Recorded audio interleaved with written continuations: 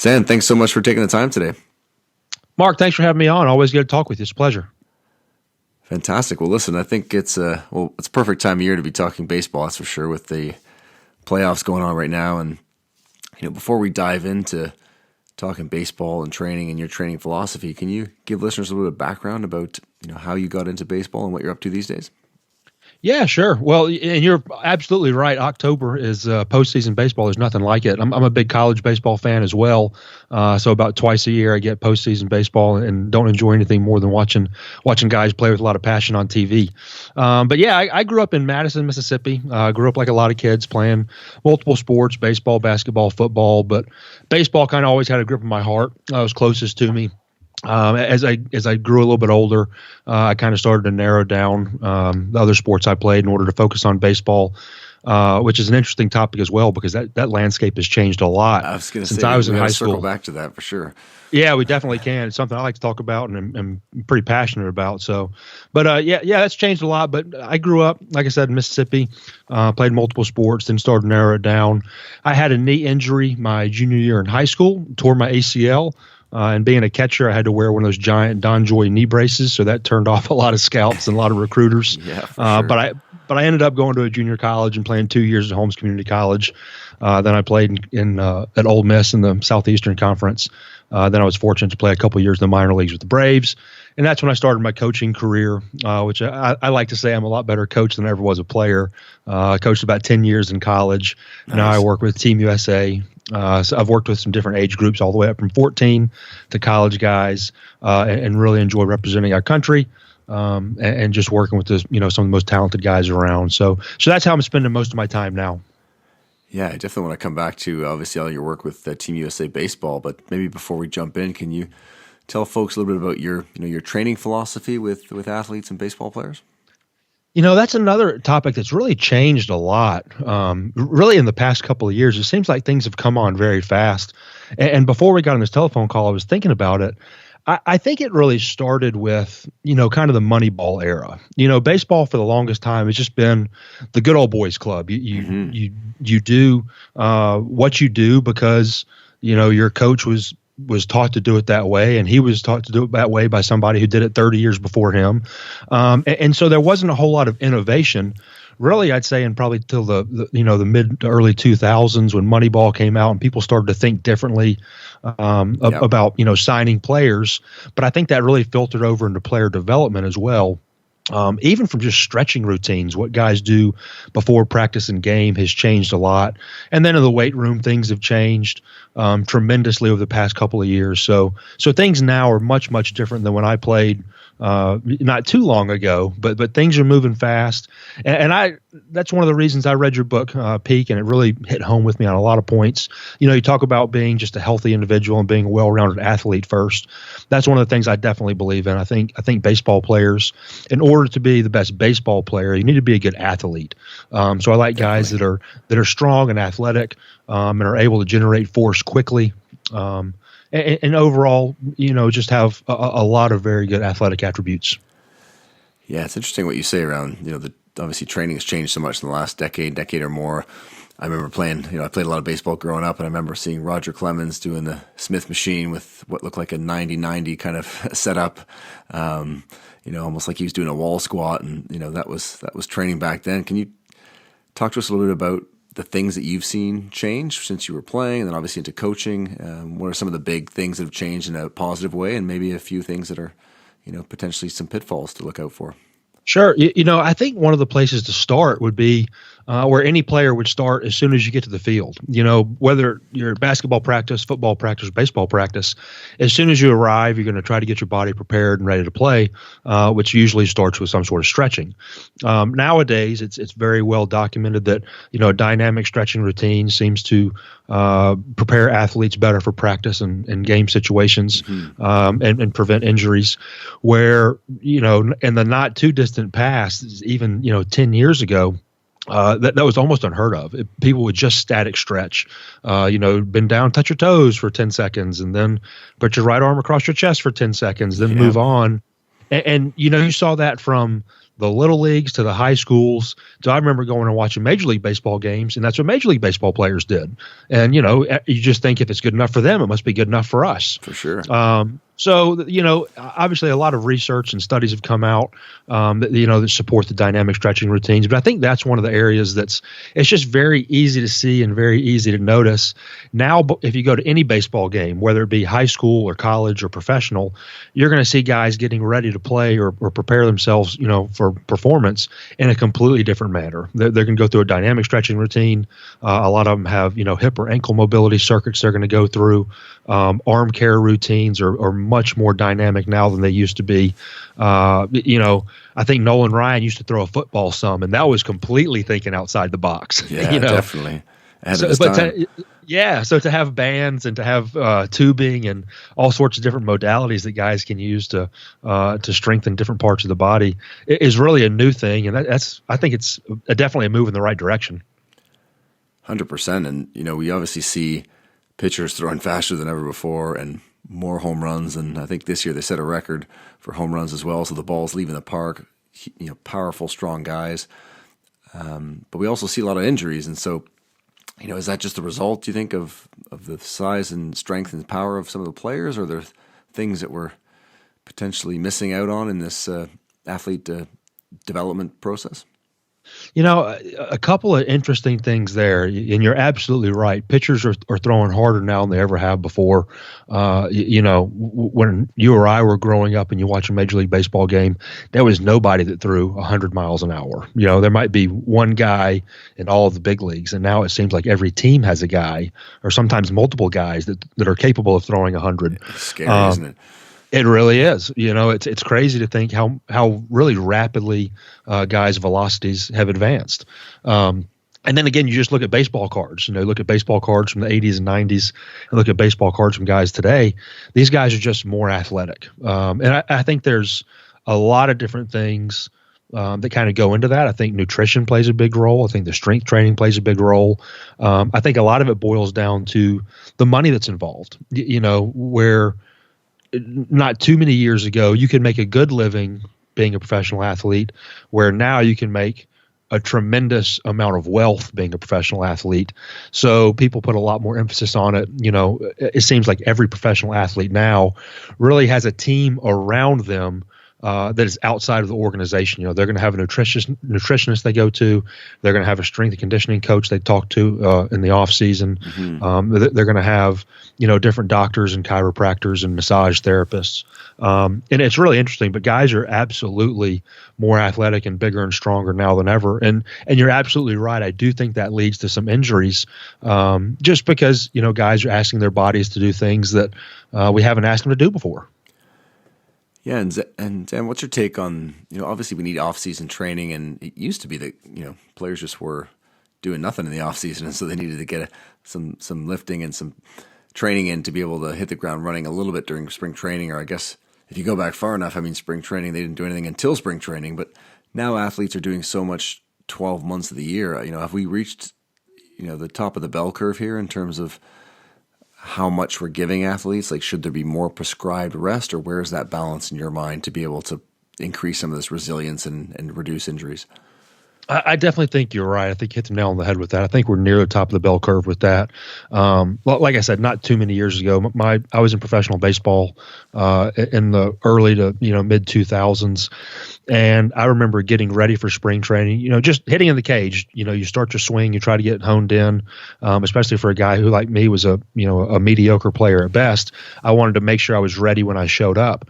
And when you talk to the older players, the guys who had been there for a few years, they say, "What are you doing? Why would you even pick up a bat before January gets here?" And I'm like, man, I need to hit November, December. I need to be ready. I don't know about you, but I need to be ready when I show up. But that used to change, where guys would have a full off season. Guys would have jobs in the off season. Mm-hmm. And now it's very common for a guy to take 1 to 2 weeks off, and then they could be training at a remote training facility. They could be training in their hometown. A lot of guys live in particular places in the off season because that's where their training facility is, and they take very little rest.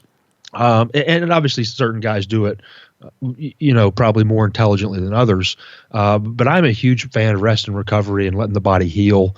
And especially when you're asking people to play, 140 games for a minor leaguer to 162 plus games for a big leaguer with spring training and postseason. It takes a toll on your body. And yes, I understand baseball is not as strenuous as a game like football where you're getting beat up and you're really taking a pounding every single week.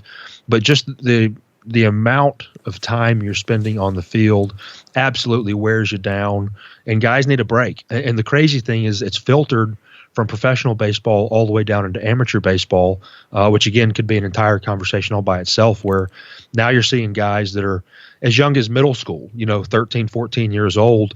They very rarely take a break. At some of the camps that I have and I work in the fall and the spring, I like to speak with parents and I ask them about their child's, off-season training program. And it's almost, I hate to say it, but most of these parents say there is no off season. They play fall baseball. In the winter, they're going to showcases. In early spring or late winter, whichever one you want to call it, they're getting ready for their high school programs. And then high school program rolls immediately into summer ball, and it just rolls over and over and over. And these guys never get a break, and they feel like they're trapped because they feel like they absolutely have to because everybody else is doing it. Yeah, it really is 24/7, 365, isn't it? I mean, I was talking to a colleague and mentioned that the baseball season's more like a marathon, as you mentioned, and he's quick to point out it's more like an ultra marathon because it is just bonkers, isn't it? I mean, 160 games and what is it, just over 4.5, 5 months, out on the field every day, add in the travel. So before we maybe jump into how athletes and players, baseball players, can grind through that, you touched on that youth development there with obviously the athletes training out through the year. What's your opinion or what do you believe is the best way to develop young athletes when we talk about this notion of developing an athlete, yet, the trend is pulling everyone towards, 12 months of baseball or 12 months of basketball or whatever the sport may be. How would a parent balance that out, or how do you as a coach, suggest athletes do that? I think it's very difficult, first of all, like I said, because, as a parent or a player, you feel like you're being tugged in many directions, whether it be, little Johnny has signed a scholarship and my son, feels like he needs to sign a scholarship, or this guy is committed to a school. Why haven't we committed to a school yet? So you feel like you always need to do more and do more. And I'll be the first to point out, I think it's people that have great intentions. I don't think anyone has ill intentions for doing it. But it's just the way that amateur baseball has changed, and there's always something to do. There's always a showcase camp. There's always a tournament. There's always a team you can play on. And I think at some point, athletes just have to say, no, this is not what's best for me. I do think we're starting to see some of that. I've spoken with some parents of high school guys lately that, they've decided to I don't know if you say hold their son out of fall baseball. Is that the right way to word it? But their sons placed more of an emphasis on development rather than just playing the game, physical development rather than just playing the game and skill development. And I know a number of people that's worked out really well for. It's hard for guys to build the big, strong bodies that they need to endure a long season like we're talking about when you play almost every single day. In the summer, it's not uncommon at all for a high school or middle school aged player to play anywhere from 60 to 70 games. You look at it day by day. Wow. They're playing almost a game a day because some of these tournaments they have 2 or 3 games a day on the weekends, and they play in the middle of the week and they travel, and it's tough. I do think some of the things that are going on are going to be really good for the game of baseball, just like including pitch counts. I don't think that system is absolutely perfect, but I think it's got great intentions of trying to prevent overuse injuries. Mm-hmm. And I think it would be nice to see that taken. I don't know how you would actually do it, but I think it'd be nice to see that taken one step further and actually try to control or limit how many games players play or how many innings players play. And I'm sure there's a lot of people that might listen to this and think I'm crazy because they want to play as much as possible. And I guess I understand that side of it. But I think for overall player development and health of the player, which ultimately is the most important, I think guys need to dial it back quite a bit. Yeah, there have been some interesting rules bandied about if they're up by a certain amount of runs after the 7th inning, they just call the game. And I I heard another one around, obviously games ending in ties, so that in the regular season you're not getting the 15 innings or 16 innings. It seems a bit crazy that they play 162 games and yet they're going into extra innings, deep into extra innings in the regular season. But Dan, I know you got a deep interest in nutrition. If we shift gears here a little bit, where did that interest come for you? Is that through your playing days? Is that when you got into coaching? I would say I've kind of always had an interest in it. To me, there's just almost nothing more interesting in the entire world than how the human body reacts to different stresses or different things you put it through. So, strength training, for one, or speed programs. But nutrition is the thing that I think is most interesting, where you can really control how your body performs based on what you feed it. And to quite a large degree, you can make a very big difference between a good performance or poor performance, and then how well you recover and how quickly you're ready to play again the next day. So I would say I've always had an interest in it. Mm-hmm. But being a college coach for about a decade, that's very time consuming, and I don't mean that in a bad way, but there aren't a whole lot of opportunities to explore outside interests other than working with your team and recruiting players for your team. And then in the past couple of years, as I've had a little more free time, so to speak, that I work for myself full time, I'm able to kind of spend my days reading a little bit more, studying a little bit more. So over the past couple of years, I've really started to dive into it. And I don't have much of a formal education. I do read a lot. I've got a couple of certifications and things like that, but I don't have a bachelor's of science or a PhD or a master's degree in anatomy or physiology or any of the human sciences. But I try to read as much as I can. I watch videos on YouTube nonstop. I listen to podcasts like yours and try to learn as much as I can. And it's amazing with the technology how it used to be 6 degrees of separation. You're really about 2 degrees of separation away from anyone in the world now. So there's a lot of great information. Yeah, it really is. And it's cool for guys who just want to learn about different topics. So if you take me in nutrition, for example, I drove home to Mississippi this past week because my brother had a baby girl. So I went to go visit the family. And yeah, thank you. I appreciate that. But I had about a 10-hour drive in the car both ways. So I knocked out a number of podcasts and got to listen to a few different things there. But I just feel like the nutrition is the one thing that everybody has control over. And most people, I'd say the general public, a lot of times make poor decisions. I think sometimes it's because of education. Sometimes it's the way, just human nature has ingrained in the habits we have. But it's something that, you can definitely make a very big and immediate impact by changing the foods you decide to put in your body. Absolutely. And it's interesting, as you, a former player and of course a coach, the insights that you get when you're right in the game and on the field and in the dressing room. So, what kind of observations have you made in your, when you were coaching college ball for a decade and now in consulting? What are some of the gaps that you still see that could be, supported in baseball players? I think there's a lot of, myths, so to speak, just circulating, throughout the modern culture. And you'd like to think that athletes are smarter than some of them, but they're really not. And I don't mean that in a bad way, but anytime you talk about carbohydrates, it seems like if you're talking about carbohydrates with someone in the general public, even a lot of athletes that I speak to, they think carbohydrates are bad, because in the news, oh, you can't eat carbs, sugar is bad, don't eat carbs, this and that. And that just gets circulated and ingrained in players. It's funny. A couple of weeks ago, I sent out a tweet and I was just asking parents of high school players who need to gain weight, so ectomorph, so to speak, players who are who maybe could benefit from, adding 10, 15, 20, 30 pounds, even some of these guys. And a lot of the questions I got back, or a lot of the answers I got back on the questionnaire I sent out, there were some, I hate to say really bad answers, but there were some really uninformed answers, for parents of players who are trying to help their child gain weight and put on muscle and become bigger and stronger, and they're demonizing carbohydrates, and that's a very simplistic view. But I think you would agree with me that carbohydrates are a very important part of athletic performance. And it's just amazing. Yeah. and it's just amazing that people, still think that they're the worst thing you can eat.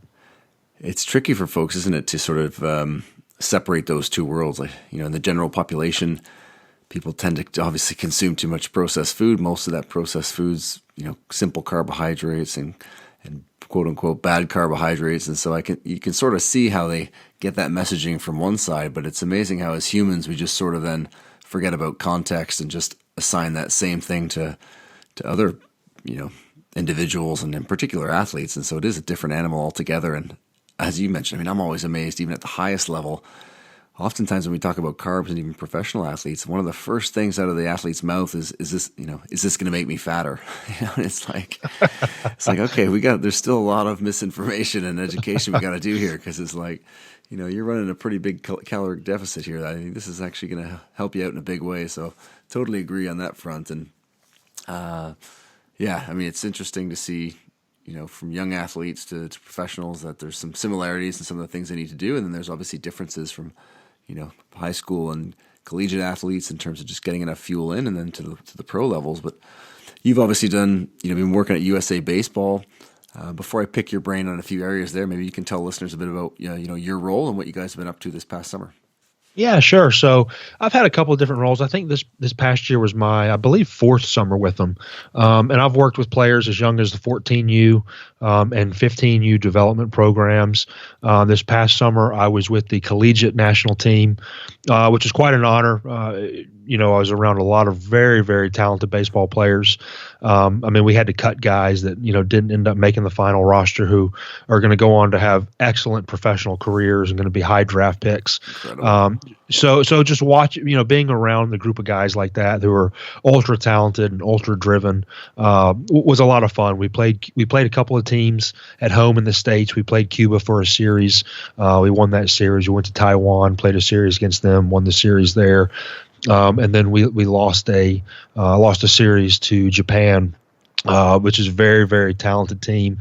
They do things much differently over there. It's funny. We talked about pitch counts earlier. Mm-hmm. Their starting pitcher, their number one guy, went of the 5 games, he started 3 of them, and I think he went into the 6th inning in each of those 3 games. So wow. I'll give them credit. They were super talented, very good pitcher.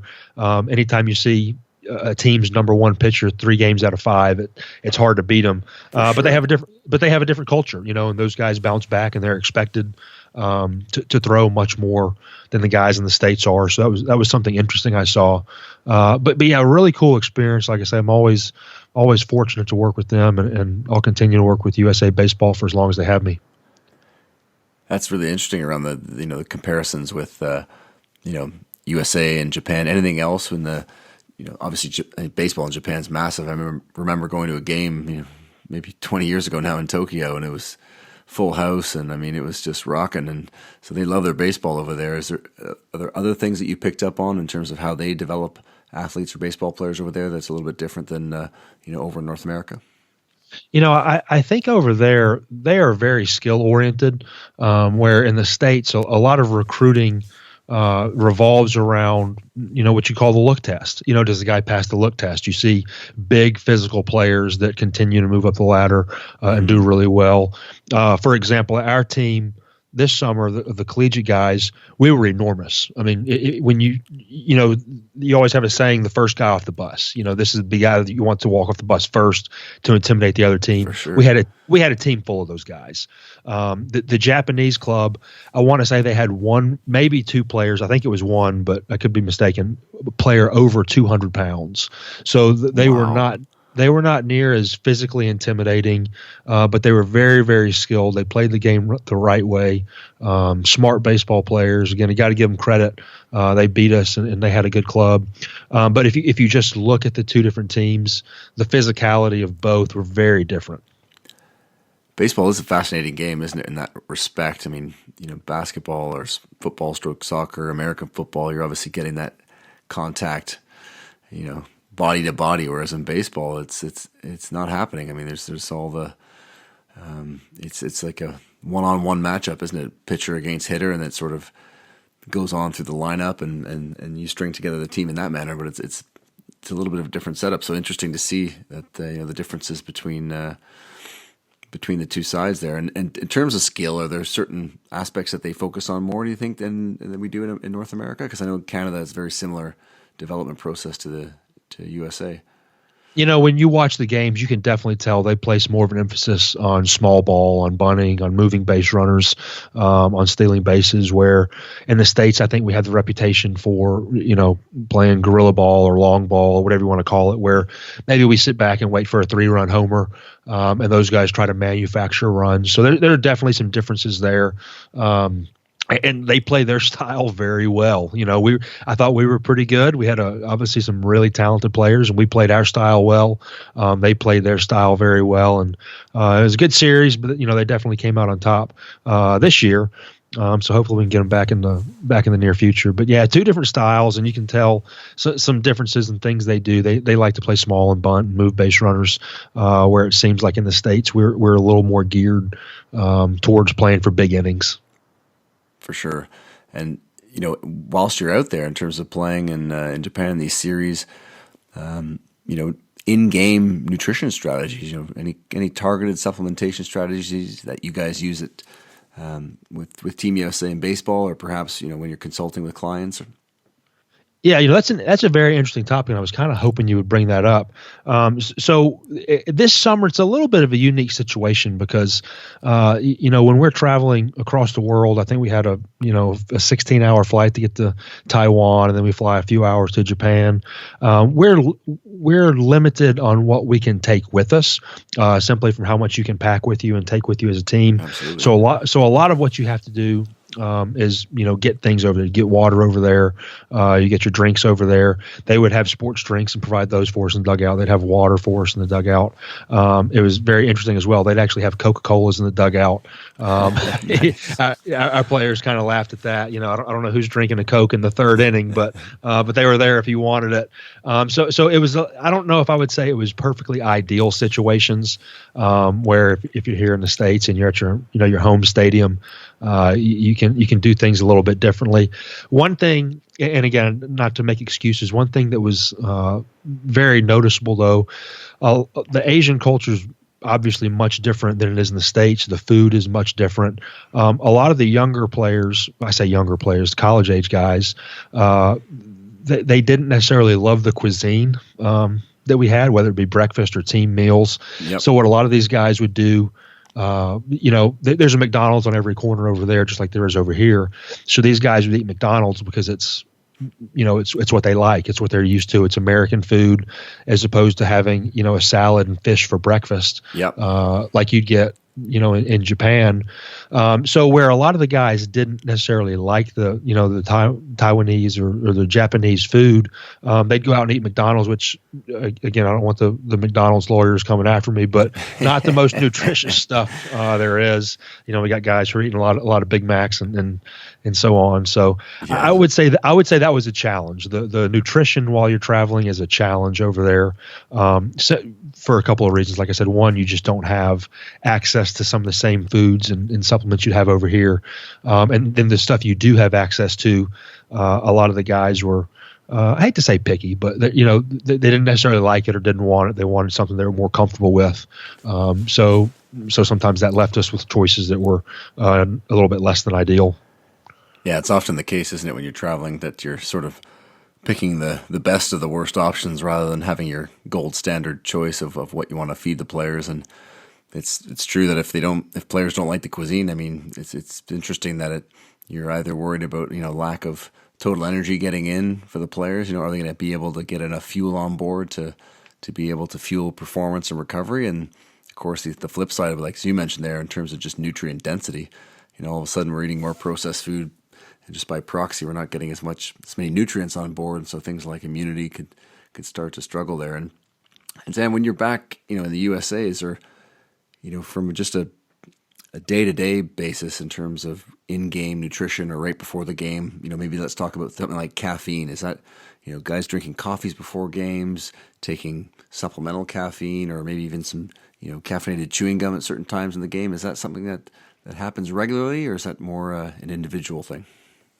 I would say it's a little bit of both. I would say it happens regularly overall. I think a lot of guys they'll use caffeine supplementation before the games, and some of them maybe in the form of a Red Bull. I'd say a lot of amateur players, younger guys in general, still aren't necessarily coffee drinkers, but maybe they'll have a coffee. But they love Red Bull, they love Goes down, right? Monster. Yeah, that stuff goes down easy, and I can't blame them. I like Monster Energy drinks too, even though they're not necessarily the best thing for you. Probably, I would say the gum. I first learned about the caffeinated gum reading your book, which I thought was a very interesting topic. I haven't really seen that take over widespread yet, but I definitely think it will, and I can definitely see that becoming more prevalent, where guys will start to utilize some techniques like that. And caffeine is a regulated substance. So I've never heard of anybody failing a drug test for having too much caffeine in their system. I don't know exactly what the tolerance level is, but I would say it's something that's used by a lot of players, but it's not abused. Like I said, I've never heard of anybody failing a drug test or having too much.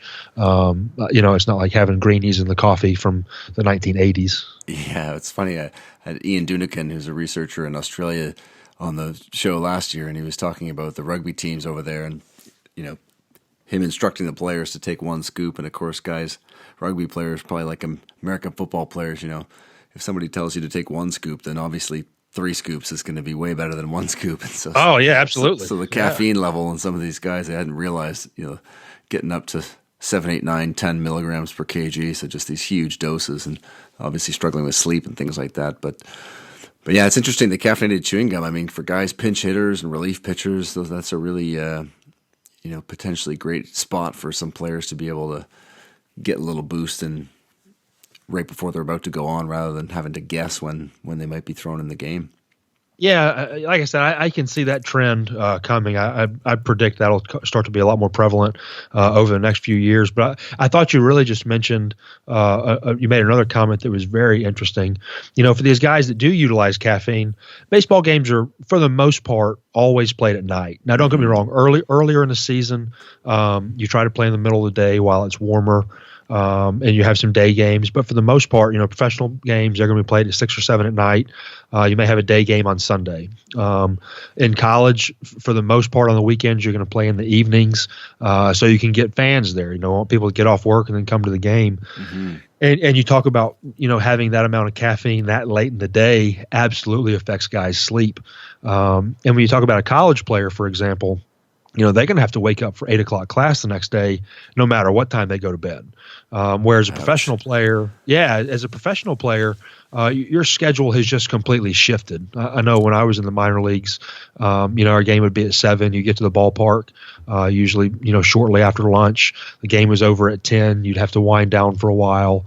It was very common to be up till, 2, 3, 4 in the morning, and then you just sleep till noon. But with the younger guys, that's definitely an issue. You're having caffeine, you can't go to sleep. You have to wake up early. I think the recovery definitely suffers because of it. Yeah, I mean, it was interesting to hear Ian talk about how oftentimes athletes will struggle to sleep the night before a game, having those jitters and that excitement. So you don't have as high a quality sleep the night before a game. And then, as you mentioned, the night of the game, you're caffeinating, etc. Maybe you have to get up early if you're a student to go to class. And so now you've had 2 bad nights sleep in a row. And, his thoughts were it takes about 2 or 3 days for these, for athletes to be able to get, recover that sort of sleep impact. So it's a tough one, especially for collegiate athletes, as you mentioned, because they still have classes to go to in the morning, whereas guys in the pros can at least sleep in a little bit. Yeah, it's tricky, and it's a topic that I think is not extremely well understood by a lot of young guys. I know I've talked to a lot of players and just people in general who kind of take pride in not getting a lot of sleep. Oh yeah, I was up till 3 in the morning studying for a test, and then I got up into that. And they kind of think because they're young, they don't necessarily need to sleep, which, as couldn't be further from the truth. But I think there's a lot of room for education around the sleep and the recovery part of it. Yeah, it's nice to feel bulletproof, but it definitely there's definitely an effect at some point. Listen, Zan, if we shift gears again here on the mindset piece, we were talking about how lack of sleep impacts things. It definitely impacts cognition and memory and all these types of things. If we talk mental performance in baseball, I mean, it's such a it's a stop and start sport. sports like golf and tennis, you got this time to think about what happened last time when you're up or when you're hitting a serve, and your brain can get in the way sometimes. So in baseball, obviously some guys just seem to flip the switch and play fantastically well, but obviously slumps are part of baseball as well. And all of a sudden, a guy who hits incredibly well can go on these extended slumps for a long period of time, or a pitcher for that matter. So can you talk a little bit about mental performance and maybe some of the things that you guys might be doing either yourself when you're in your consulting work or at Team USA Baseball? Yeah, sure. And that's an area that it's, man, again, there's a lot of room for education when it comes to that. And there are more, I'd say, mental coaches now. There are more people who are talking about the mental game, talking about overcoming adversity and bouncing back. But I had a parent message me literally earlier this week. And he said, hey, Coach Xan, I'm thinking my son needs to go see a sports psychologist. He's always, played really well. He just can't get it together right now. He's been slumping for the past couple of months. And I said, well, how old is he? He said, oh, he's 15. I'm thinking, man, we're as a parent talking about sending a 15-year-old to a sports psychologist, because of poor athletic performance. And this kid's probably in, 9th or 10th grade. Yeah. And it's just kind of the way it's turned. I don't know if sad is the right word, but I hate to see people put that much pressure on themselves. We talked a lot about what amateur baseball's done. It's really turned into football and basketball, where the recruiting has started a lot earlier and earlier, where, it used to be when I was in high school, so to speak, you would sign your senior year in high school with the college. That was standard. That was normal. And now, some of the most talented players are signing in their 9th grade or committing in their 9th grade year. And that's why a lot of people are feeling left out, and they're generating huge amounts of pressure on themselves. It's a lot easier said than done that, hey, just don't stress out about it. It'll be fine. It'll happen when it happens. But when you see, other players on your team, right? Yeah. Yeah, it's tough when you see your buddies committing to a school and you want to commit to a school and you feel like you're getting overlooked. It's very tough. So, I would always tell players that, don't try to live in the moment as much as possible. Yes, have big goals. If your goal is to play at a Division I school, that's great. If your goal is to play professional baseball, that's great as well. But you can only, have so much impact on what you do today. You can't get too far ahead. And I feel like a lot of people just get too far ahead. They start looking too far in the future. Like I said, big long-term goals are great. I'm all for setting big goals. But I think, working towards short-term goals can even be more beneficial and better for a lot of people. And I think goal setting is a skill that a lot of people don't necessarily have. You ask them what their goal is, and they may tell you something huge and outrageous. And again, that's great. But you ask them, okay, well, what are you going to do to achieve that goal? And then they kind of look at you with a blank stare. They go, I don't know. Okay, well, let's start with that. Let's start with what can we do today to start working towards our goal. And I think when players have a tangible game plan or an action plan that they can literally, write down, see on paper, I think that takes a lot of stress off of them. So that's one thing that I've always talked to players a lot about is, let's set short-term goals. Let's set an action plan to reach these short-term goals. And let's set a series of short-term goals that will help us reach a longer-term goal. And I think when you break it down piece by piece like that, I think it takes a lot of pressure off of players. So that's one technique that I've used. Again, whether that's the right way to do it or the wrong way to do it is probably up for debate, but that's something that I found can help take pressure off of players. Yeah, sounds like great advice. I mean, anything that can help players stay more in the moment. I mean, as you mentioned, we get so focused on the future of making this team or getting this offer or signing with this school, and all of a sudden it's like you can't actually just enjoy playing for the team and with the players they're currently playing with because they're so focused on the future. So that's some great advice there. And Xan, here, the last one for you. I want to respect your time. I know you're a busy guy. The evolution of baseball here. What are we talking about in terms of performance? If you look, 5 or 10 years down the road, where do you think the next greatest gains are going to be in terms of performance? That's a phenomenal question. And it's really hard to answer because I don't think, 10 or 15 years ago, like we kind of started talking about with early in the podcast, if you had said, how many players will be able to throw 100 miles an hour, I don't think anybody would have realistically predicted how many players are capable of doing that now. So it feels like players are really advancing physically. When it comes to offensive production of the home runs, I think you mentioned that this year there have been more home runs than any other season before. I think part of that is due to technology. I think, the way the baseball has been, wound a little bit tighter and the laces are a little bit lower. I do think that's part of it. But I definitely think that, just some changes in strategy and putting an emphasis on hitting the ball in the air. The launch angle revolution, if we want to call it that, it takes place where, now that we're able to actually measure these things with, the TrackMan systems and the sonar systems or hit tracks or, whichever system you use, you can physically, take a swing, hit a baseball, and have a string of data attached to it, whether it be how, the exit velocity, how fast the ball comes off the bat, the launch angle, the degree that it leaves the bat and takes off in the plane in the outfield, where before, the only feedback was, hey, try to hit a line drive or hit a ground sound ball. Of the bat, right? Yeah. Keep it out of the air. Very general, very broad terms that are kind of hard to implement. Hey, hit it a little bit lower. Well, okay. Well, how much lower am I supposed to hit it? What do I need to do to hit it lower? Where now you have all sorts of technologies that allow players to, get a tremendous amount of feedback. And I think the biggest technology, probably the most important, again, we talked about some interesting ones with the TrackMan and the systems like that they use everywhere in the big leagues, but just video cameras, just being able to pull your phone out and video yourself swinging or throwing or running and be able to evaluate that or have a coach evaluate it with you. I think that's huge. I think that has changed the game more than anything in the past, 5 or 10 years or however long it's been, maybe 14 years since the iPhone came out in 2005 or so. That's a huge point. I think that's one thing that's, it's amazing now. I mean, now you even have high speed cameras where I think every iPhone can film at least 120 or maybe even 240 frames a second, which is probably overkill. But everybody's got one, and everybody has access to high quality video review. And there's all sorts of apps guys can use to break their video down. Or let's say I was working with a catcher, and I'm located in Kentucky, just south of Cincinnati, and he's in southern Texas.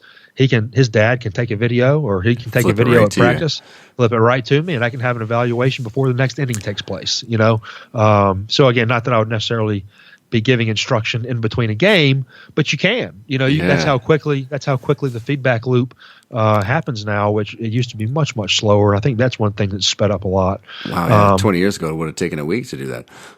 Absolutely, you'd get your big VHS tape and you'd send that off. That's fantastic. Listen, Xan, I appreciate you carving out the time today. This has been terrific, great insights. Being able to pick your brain is really fascinating. And, if people want to, learn more about you and also pick up more of your tips and insights, where's best to stay connected with you? Well, Mark, I definitely appreciate that. It's always a pleasure talking with you. And first of all, I appreciate what you do, the information you put out there through your podcast and your book and on your website as well. So thanks for everything you're doing and spreading quality information for athletes and coaches as well. So, but if somebody did want to find me, I'm on all social media platforms at Xan Barksdale. I have a couple of different websites. It's Train with Xan or Catching101.com with some baseball information or some general training advice. But if you Google Xan Barksdale, you're going to find me, and I'm pretty easy to get in touch with through email or DM.